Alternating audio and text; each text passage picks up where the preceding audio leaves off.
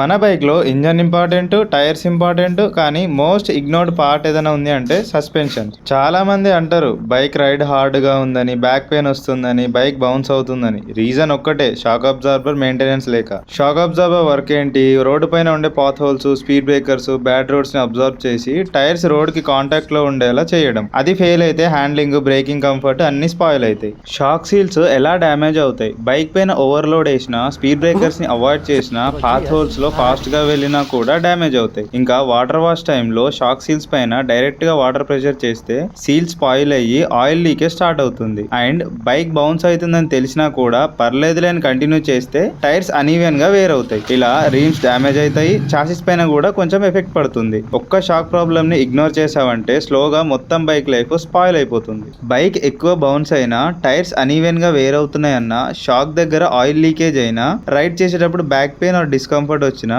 ఇవన్నీ shock absorber damage warning signs.